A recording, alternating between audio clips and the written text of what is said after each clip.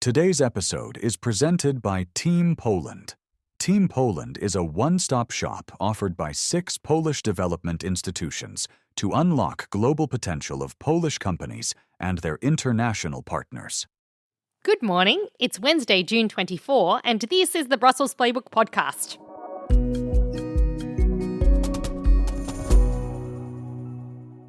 The vibe in Brussels today is defensive as some of Europe's biggest military powers meet ahead of the NATO summit next month. Also on the pod, following the EU striking new migrant return laws, there are going to be some centres set up in countries outside of Europe, and we know which ones.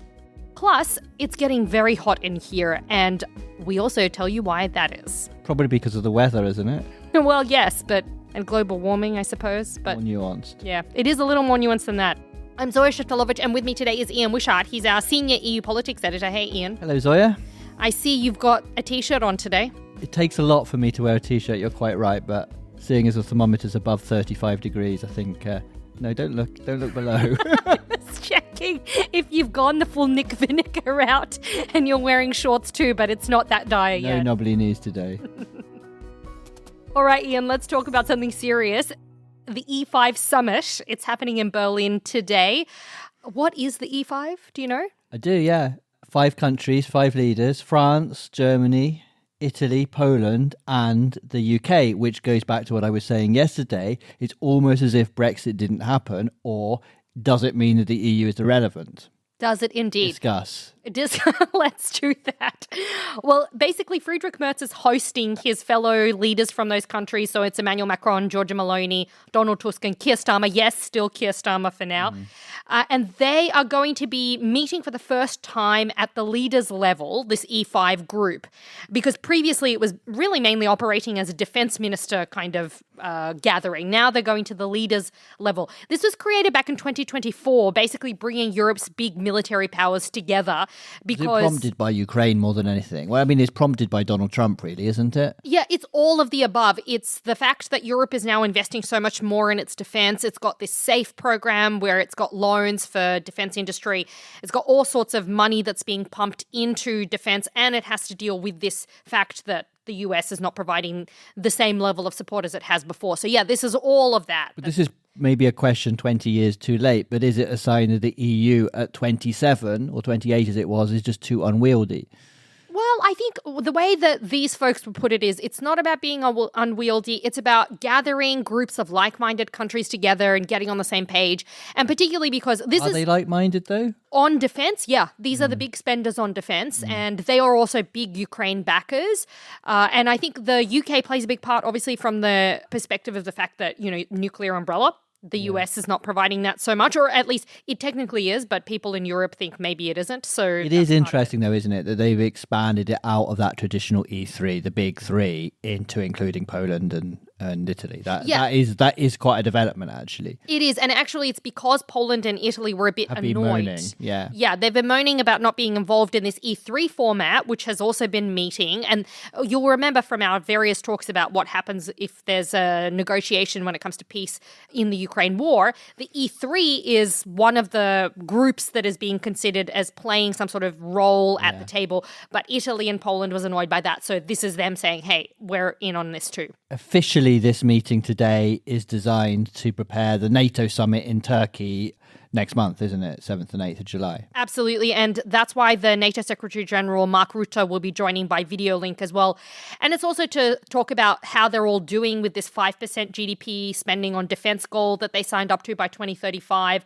And basically, they're coordinating kind of a European position going into the summit, because we know that when there's a NATO summit, if there's a big splash from the US, maybe Donald Trump is going to accuse NATO allies of shirking their responsibilities again. So they want to get on the same page. All about being on the same page, yeah. And what do the diplomats and officials that you speak to here, Zoya, think of it from a European Union point of view? The fact that 5 leaders are meeting away from the EU circles. Does that have an effect? Do they question that at all? Well, officially, no one wants to say we have a problem with this.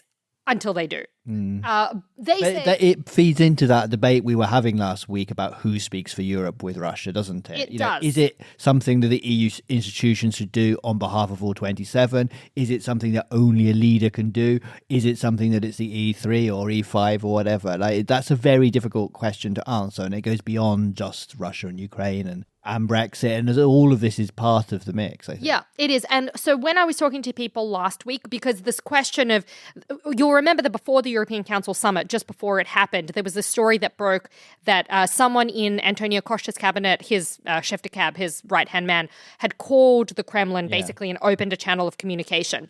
And in the washout from that call, which was very controversial because not all countries had been told, there was this question of like, okay, eventually we're definitely going to be talking with Putin. And so who do we send from the EU side? And the controversy is, well, E3, it's Germany, it's Paris, it's the UK. They are the biggest backers, probably financially speaking, of Ukraine, as well as on that diplomatic level. But Poland is a huge factor there as well. And the Poles don't want to be left out. So they want to be brought in. Italy is a huge EU country. They also want to be brought in. But then you've got the Baltics and the Nordics saying, hey, hold on a second. We are directly affected by this war. The drones are landing on our territory as well. So maybe we should be involved. And that's when they start saying, European Council President, EU Commission President, we've got to involve the EU. In public, leaders played that down. But you witnessed in private leaders actually being really furious, didn't you? Yeah, I mean, as furious as a leader gets when they're talking to a bunch of journalists. How would you describe it? What did they look like? Storm clouds were brewing on some of their faces. Yeah. So sometimes it's what we can't write, but informs what we do write. We can't write it because we don't want to breach the rules of certain meetings. But when you see prime ministers or presidents personally angry about something, you know you're on the right lines, don't you? Yeah, you do. Well, in any case, this meeting, it's happening today, and we'll be having loads and loads of reporting. We've got folks who are going to be following this very closely, so keep an eye on our website. Yeah, and I suppose one of the things we're looking for is whether this format develops and whether it goes on from here. Absolutely. And what happens when Andy Burnham steps in? Ian, this is an interesting story we've got today. It's a scoop from our colleague Sheftalovich, who is talking about some potential locations of detention centres that are going to be set up in the next year or two to house migrants who have been denied asylum in the EU and refuse to be sent back, or who the countries won't take them back, their countries of origin. Yeah, and this is happening because the EU have changed their rules just recently. We saw the European Parliament give approval just a few days ago. So this has been under discussion for a while, but what we're reporting on Politico today is which countries are under consideration. Yeah, and those countries are quite interesting. So it's Rwanda, Uganda, and Uzbekistan are among the mix. So there's others as well, but those are the three kind of that we know the names of. And Rwanda, particularly interesting there because that's the country that the UK tried to set up one of these hubs in, and it didn't quite work, did it? Yeah. And tail also end of the Conservative government. Absolutely. And it was controversial because there were court challenges and it was very, very expensive. Not a lot of migrants ended up there. So it's quite controversial because there's a question of whether it works. And actually, this is something that Emmanuel Macron said last week at the European Council Summit. He said, well, I've never seen offshore detention centre that works.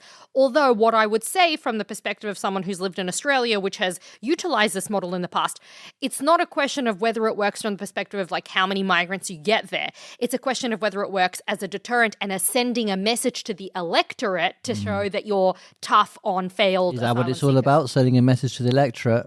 I think that is a really large part of it, Ian, because, we bang on about this all the time, but the far right is nipping at the heels of the centre.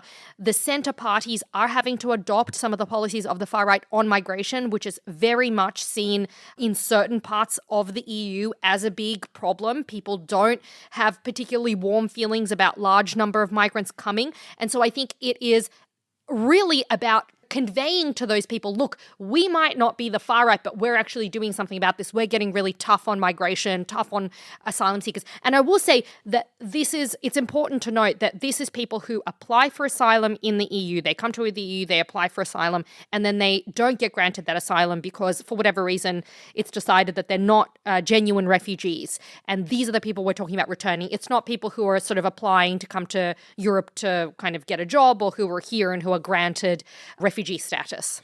And of course, a lot of international organisations are very critical of these plans. While some of these governments want it, a lot of NGOs particularly are against it. The International Rescue Committee, for example, said these detention centres are, quote, essentially legal black holes which risk human rights violations. So it's really controversial, Zoya. It is, and certainly the experience that Australia had running offshore detention centres with migrants in them was pretty extreme. Like the reports of the sorts of things that were happening in those detention centres were very worrying, and the UN repeatedly found that they contravened human rights laws. So I think it's by no means a kind of easy solution to this problem. So just to keep listeners up to date, none of this has been decided yet. Even the countries where these hubs could be haven't been decided yet. We're talking about countries which are under discussion.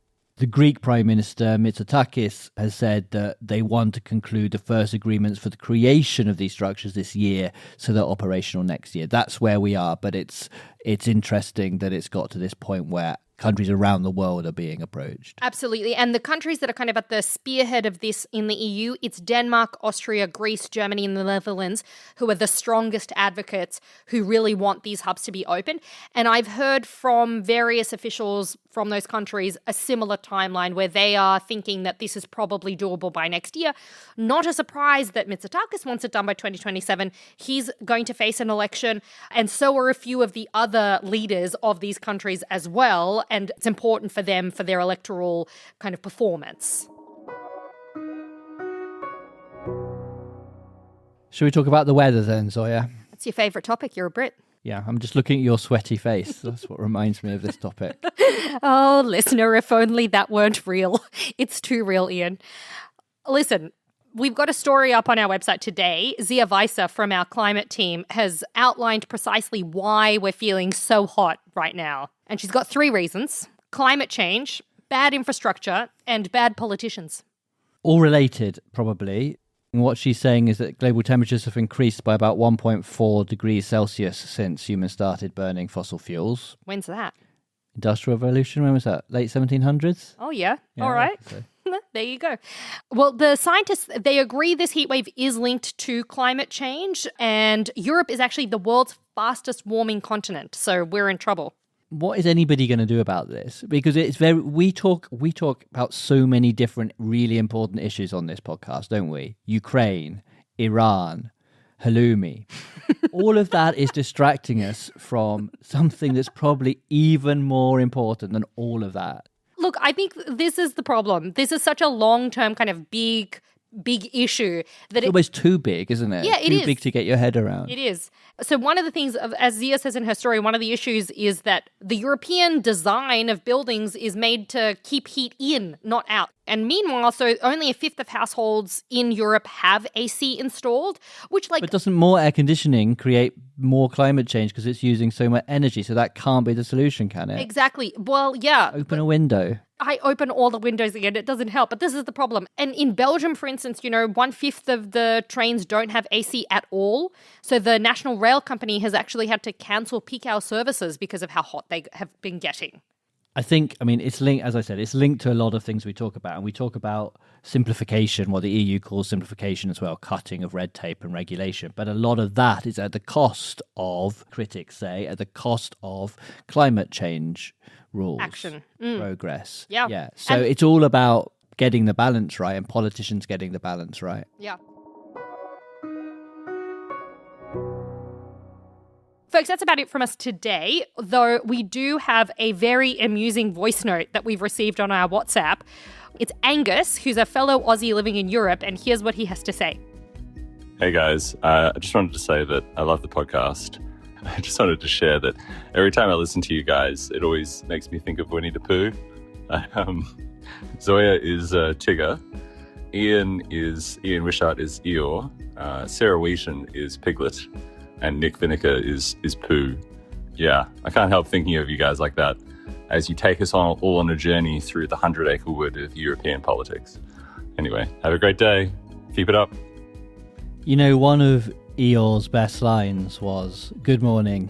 That's if it is a good morning," and I doubt it. So I think maybe that's how we should end the podcast today.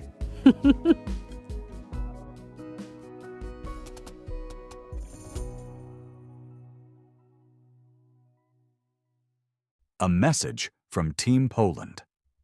As a partner of the Ukraine Recovery Conference 2026 in Gdansk, we thank all strategic thinkers for inspiring economic dialogue.